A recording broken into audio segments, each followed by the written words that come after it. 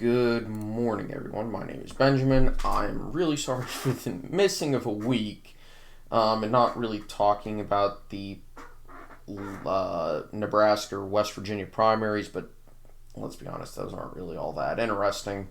Um, at least not in terms of the whether it'll matter in November. Obviously, those elections matter to the people in West Virginia as well as Nebraska, particularly those who voted in the McKinley versus Mooney primary, as well as, the Nebraska gubernatorial primary.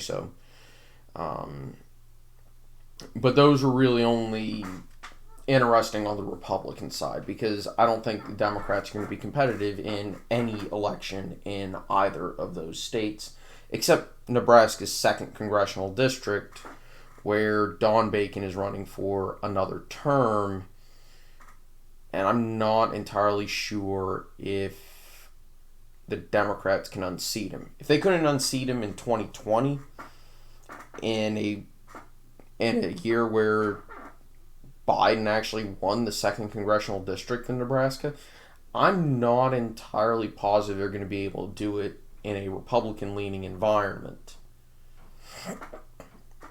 Now, I just compiled and spent a lot of time comparing the overall, basically, for this Pennsylvania Senate primary, which is the more interesting of the two, but Republicans outvoted across the entire Commonwealth of Pennsylvania. Republicans outvoted Democrats in both, maybe all 3 statewide contests. I think it was all 3 statewide contests this year. So that is, or at least the ones that I've been paying attention to.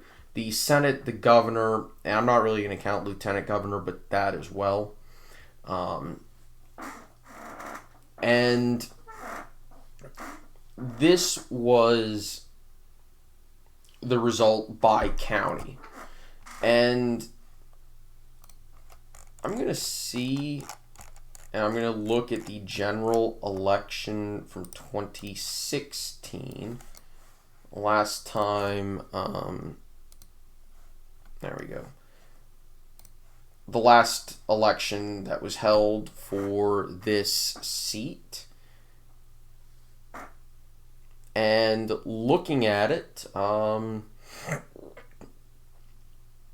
there's a few differences, but also compared to the previous, I'll go ahead and just show the map. The previous general election in the Senate, you'll notice it's a lot more competitive in the rural parts of the state, and it's also a little bit more competitive in the suburban areas. If we switch over to what the primary vote totals show, Republicans are just blowing it out of the water, and you can actually see the rural T right here. But it's starting to become less of a T and more of a case where you have Philadelphia and Pittsburgh surrounded by a sea of red. And there's a few others. If I go back and let's look at the 2010 map comparatively, again, rural areas a lot more competitive, suburban areas again more competitive. Yeah. That was actually Pat Toomey again. This one was Arlen Specter.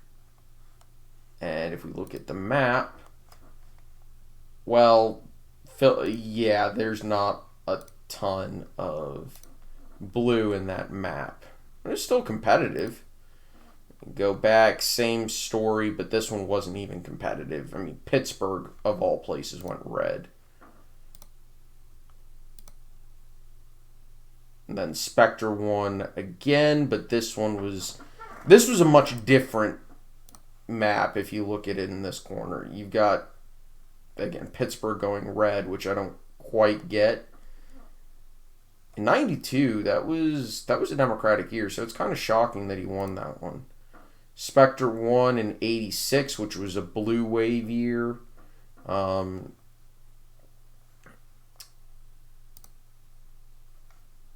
He won in 80 in the... Yeah, you can tell how much Pennsylvania's changed with that one. He won Philadelphia as a Republican. That's weird. And then that was a Republican, again, different coalition. Still winning. All right, the last election for this seat that was won by a Democrat was in 1962. Okay, 4 million votes then, and that was a competitive election.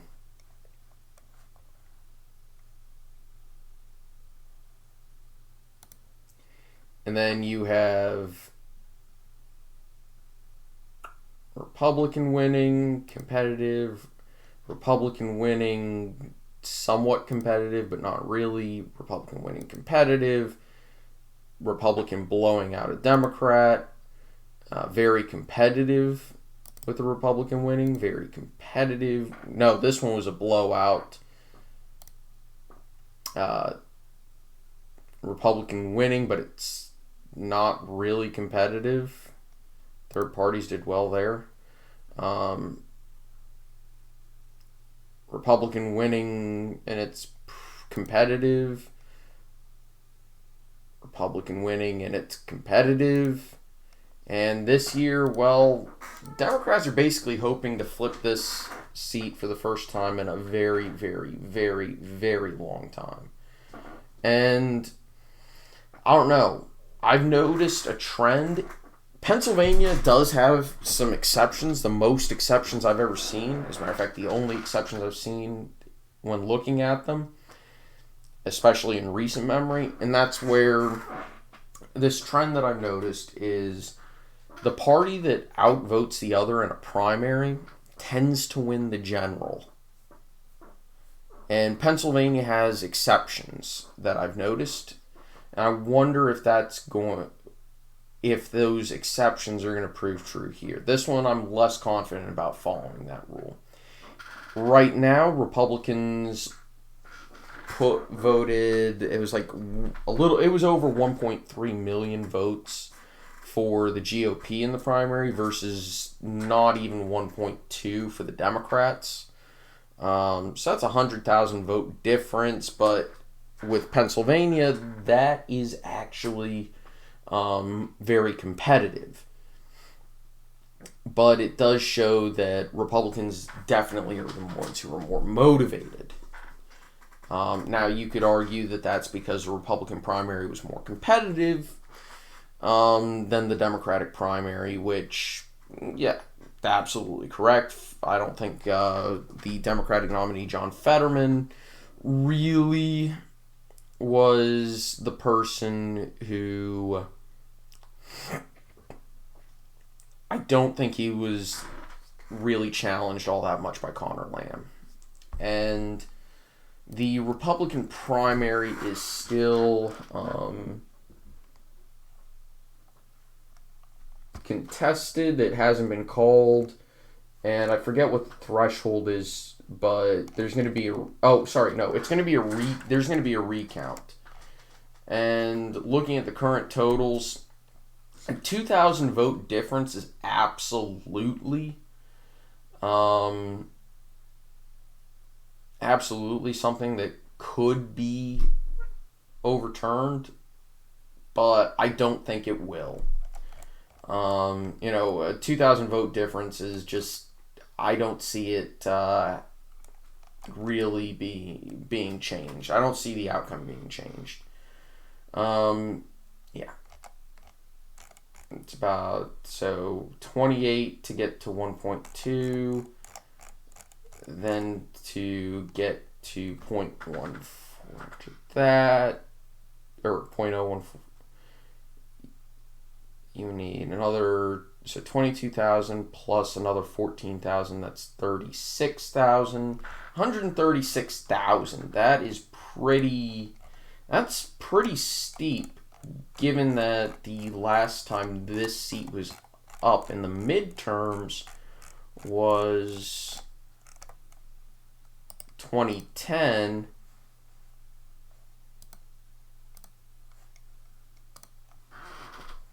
And there was a grand total of just under 4 million votes cast in that one. And if I skip ahead to 2018, which did actually have a Pennsylvania Senate seat, which was won pretty heavily by the Democrats. There was about 4.8 million, just under 5 million. This could be a very competitive election just based off of that. Because 100,000 votes and 5 million is going to be, so 10% would be 500,000. So we're talking about 2% there, a 2% difference in a general election that they have to overcome.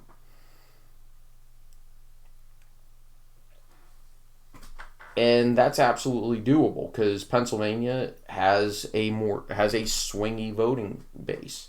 It's a swing state. But in a year where the Republicans are going to be motivated when they start out with effectively a 2% lead, that is going to be very difficult for Democrats to overcome, in my opinion. In an environment where right now the generic ballot is showing Republicans leading by about 3 to 4% on average. So that's where I think things are going at this point. So we'll see. There were other primaries going on in Oregon, but Pennsylvania is the one that probably is going to be the most interesting come the general election. But there was some very interesting stuff going on in all the states. Oregon has a competitive gubernatorial election, potentially, only because their current governor is very, very unpopular. But everything else is just in states that are fairly easy to predict. Anyway, I want to thank y'all for watching. I hope you enjoyed. I'll see y'all next time. Take it easy. Bye-bye.